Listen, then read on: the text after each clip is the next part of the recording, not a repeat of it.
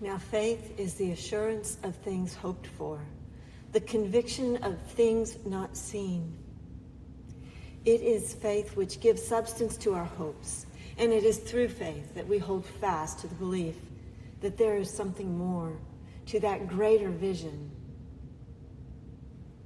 And this summer, the James Webb Telescope began to reveal images from deep space, images of creation billions of years old. And for the first time, the wonder of the universe is captured as images revealing the nursery of space, where new galaxies and stars are born, black holes created by dying stars, and even new galaxies created as galaxies collide. It is truly wondrous and beyond comprehension. Through pictures beamed down to earth, we get a glimpse of the mystery of God's hand at work, revealed in images beyond our imaginings. And it was through a forward vision, a desire to look beyond what the Hubble telescope could reveal, that the James Webb Telescope came about. It was an expensive gamble founded in faith and hope and great engineering, of seeing beyond what we have ever seen.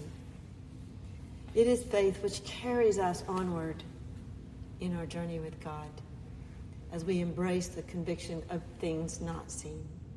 It is the belief there is more going on than meets the eye or is revealed in our current reality. And yes, we do often have doubts, just as Abram does. As he resided in the city of Haran, God said to Abram, "Go from your country and your kindred and your father's house to the land that I will show you. I will make of you a great nation, and I will bless you." And Abram set out in faith. After walking on this sojourn with God for a while, Abram was growing old, and he still had no children of his own. His wife Sarai was beyond the age of bearing children, and the promise of children looked hopeless. As Abram looked around, he realized all he had would be inherited by his servant Eliezer of Damascus. And God came to him in a vision, saying, "You will have a child, an heir you have fathered." Then God took him outside and said, "Look towards the heaven and count the stars if you are able. So shall your descendants be." Abram continued to hold fast to the vision, to walk in faith with hope, trusting in God. And yes, there were moments that he and Sarai took things into their own hands, often with poor results. That is our journey. There are so many layers to it. And then God comes to Abram again, this time establishing a covenant with Abram. God bestows new names upon the couple, calling them Abraham and Sarah. And at the age of 99, Abraham becomes a father of Isaac. And through faith, the future of humanity expands towards God's greater vision. Through this covenant, this promise God has made with Abram. Yet, even at the end of his life, Abraham does not enter into the promised land. The journey of faith for each person is a journey of wonder and awe. And as we walk, we often find ourselves peppered with doubt and struggling with God. Our faith is tested. As Abram journeyed, he traveled as an itinerant alien living in tents, yet carrying his treasures and belongings with him.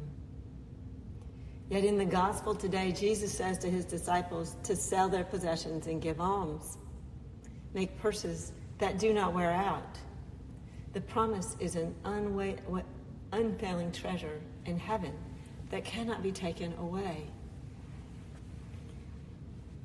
And this creates tension requiring some reflection, centering on how riches and possessions bear on one's life and one's faith. Are they burdens which inhibit, or are one's possessions and riches a means of offering hospitality or of blessing God and relieving the burdens of others. Sometimes riches serve to inhibit faith and relationship with God and even with our neighbors, as they are held so tightly and we find ourselves bound up by them. What Jesus is truly saying, as I believe, is to travel lightly, to go, to be able to do whatever you're called to do in the moment and not be held back by the past. We're always moving forward. And if we can always go back to the past, but if we do, we're not moving into the future. We're not living in the moment. We're not traveling lightly. We're allowing ourselves to be tethered back here.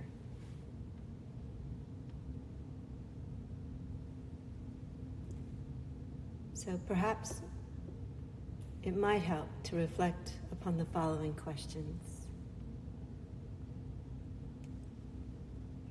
How does one travel lightly, even joyfully, through this life? What are the riches in life? And how are God and others blessed through your riches, whatever they may be? Are you able to share your version of the story of God at work in your life and the world to nurture others' spirituality? And just for fun, what Bible characters do you identify with and why?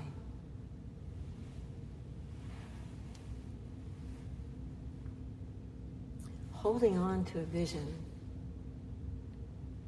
living towards the future, staying in the present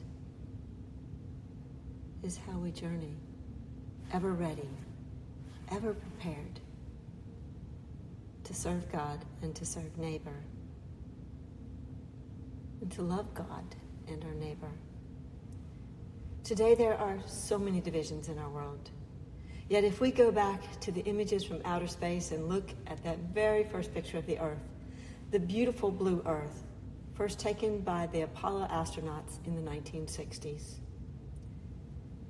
Even at that time, we were in a war with Vietnam. There was chaos in the world, and there was a Cold War between the United States and Russia. And yet, when we look at that beautiful picture of the Earth, there are no boundaries, just one incredibly beautiful blue Earth. There is a vastness to time and creation. The images of the universe serve to remind us that we are here but for a blip of a moment in the history of time. Yet this moment is everything to us. We are to simply live, noticing the moments that take our breath away as we walk in faith. Always looking beyond to the vision in the distance, striving to follow God, always knowing this is the moment of our living. We may not enter the promised land, yet we live in hope as we walk in faith. Now, faith is the assurance of things hoped for, the conviction of things not seen.